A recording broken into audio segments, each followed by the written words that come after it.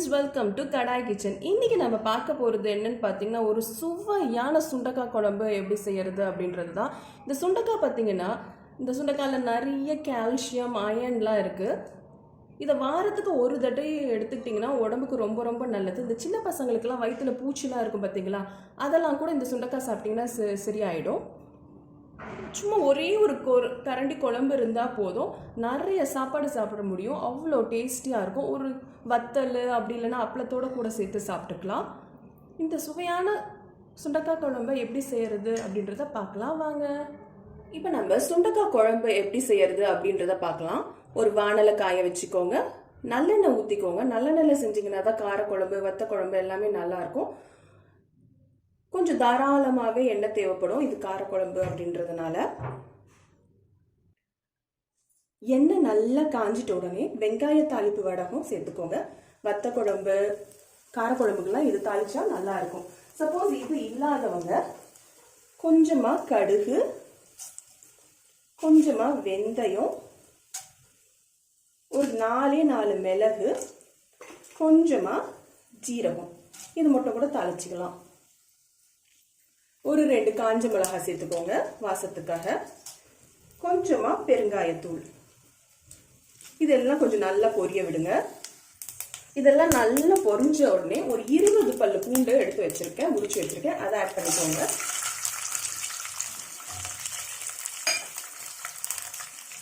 ஒரு 15லேருந்து 20 சின்ன வெங்காயம் இருக்கு, அதையும் சேர்த்துக்கோங்க.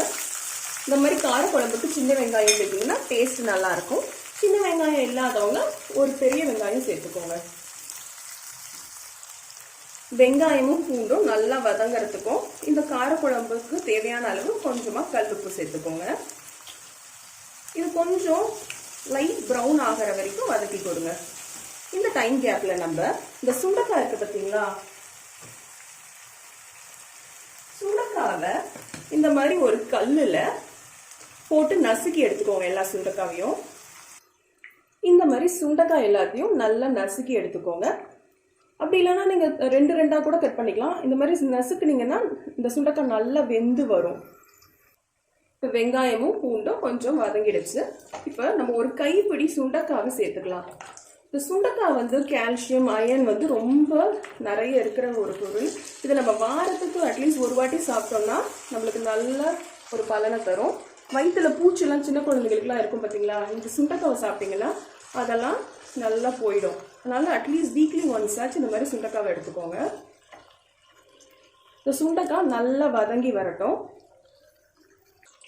ஒரு கொத்து கருவேப்பிலையை ஆட் பண்ணிக்கோங்க. இது கூடவே ஒரே ஒரு தக்காளி நல்லா பொடி பொடியாக கட் பண்ணி வச்சிருக்கேன், அதையும் சேர்த்துக்கோங்க. இப்போ இந்த சுண்டக்காவும் தக்காளியும் நல்லா வெந்து வரதுக்காக ஒரு மூடி போட்டு ஒரு 5 மினிட்ஸ் குக் பண்ணுங்க. அப்போ அந்த 5 மினிட்ஸ் கேப்பில் நல்லா இந்த சுண்டக்காவும் ஓரளவுக்கு வெந்துடும், இந்த தக்காளியும் நல்லா மசிஞ்சு வந்துடும். சிம்மில் வச்சுட்டு மூடி வேக விடுங்க. ஒரு 5 மினிட்ஸ் கழிச்சு ஓப்பன் பண்ணி பார்த்தீங்கன்னா ஓரளவுக்கு இந்த சுண்டக்காவோட கலர்லாம் பார்த்தீங்கன்னா நல்லா சேஞ்ச் ஆயிருக்கும். இந்த தக்காளியும் ஓரளவு நல்லா மசிஞ்சு வந்திருக்கு பாருங்க. இந்த டைம்ல நம்ம இந்த சுண்டக்காய்க்கு தேவையான மசாலாலாம் சேர்த்துக்கலாம். ஒரு 1/2 ஸ்பூன் மஞ்சத்தூள், ஒரு 2 ஸ்பூன் மிளகாத்தூள் சேர்த்துக்கோங்க. சப்போஸ் மிளகாத்தூள் தனியாத்தூள் சேர்க்காதவங்க டைரக்டா குழம்பு மிளகா பொடி இருந்தாலும் சேர்த்துக்கோங்க. மிளகாத்தூள் சேர்த்துக்கிறதா இருந்தால் 2 ஸ்பூன் மிளகாத்தூளும் 2 ஸ்பூன் தனியாத்தூளும் சேர்த்துக்கோங்க. ஒரு 1/2 ஸ்பூன் மஞ்சத்தூள். இதெல்லாம் சேர்த்து கொஞ்சம் இந்த பச்சை வாசனை போகிற அளவுக்கு லைட்டா வதக்கி விடுங்க. ஒரு 2 நிமிஷம் வதக்கி விட்டீங்கன்னா போதும். இப்ப மசாலா உள்ள பச்சை வாசனை நல்லா போயிடுச்சு. ஒரு பெரிய சைஸ் லெமன் அளவுக்கு புளியை எடுத்து கரைச்சி வச்சிருக்கேன், அதை ஆட் பண்ண போறேன். ஆட் பண்ணிக்கோங்க. எவ்வளோ தண்ணி வேணுமோ அந்த அளவுக்கு நல்லாவே ஒரு 2 டம்ளர் தண்ணி அளவுக்கு ஊற்றி ஆட் பண்ணுங்க. ஏன்னா இந்த சுண்டக்காய் நல்லா வெந்து வரணும், நல்லா அந்த புளியோட பச்சை வாசனை போகணும். அந்த அளவுக்கு இது கொதிக்க வைங்க. இப்போ ஒரு 2 டம்ளர் அளவுக்கு நான் தண்ணியை ஊற்றிருக்கேன். இதை ஒரு 10 நிமிஷம் நல்லா கொதிக்க விடுங்க. அந்த புளியில் இருக்க பச்சை வாசனை போகணும், இந்த சுண்டக்காவும் வேகணும். ஒரு மூடி போட்டு ஒரு 10 மினிட்ஸ் கொதிக்க விடுங்க.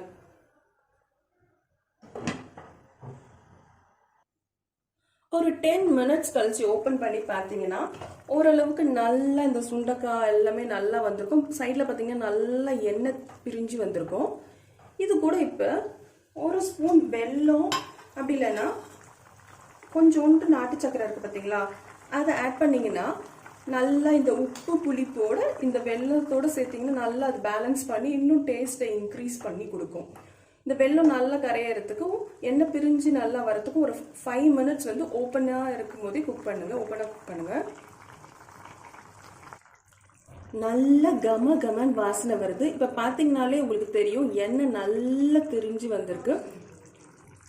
கடைசியாக நிறுத்துறதுக்கு முன்னாடி ஒரே ஒரு ஸ்பூன் மட்டும் நல்லெண்ணெய் சேர்த்துக்கோங்க.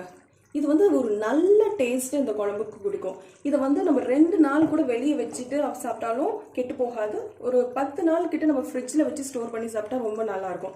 நல்லா சுட சாதத்தில் இதில் சும்மா ஒரே ஒரு கரண்டி குழம்பு ஊற்றி சாப்பிட்டீங்களா நிறைய சாதத்துக்கு வரும். ஒரு அப்பளம் அப்படி இல்லைன்னா வத்தலோடு சேர்த்து சாப்பிட்டீங்கன்னா தேவாமிரதமாக இருக்கும்.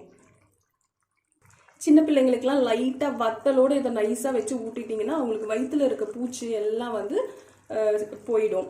இந்த மாதிரி சிம்பிளான ரெசிபீஸ்க்கு என்னுடைய கடாய் கிச்சன் சேனலை லைக் பண்ணுங்கள், ஷேர் பண்ணுங்கள், சப்ஸ்கிரைப் பண்ணிக்கோங்க.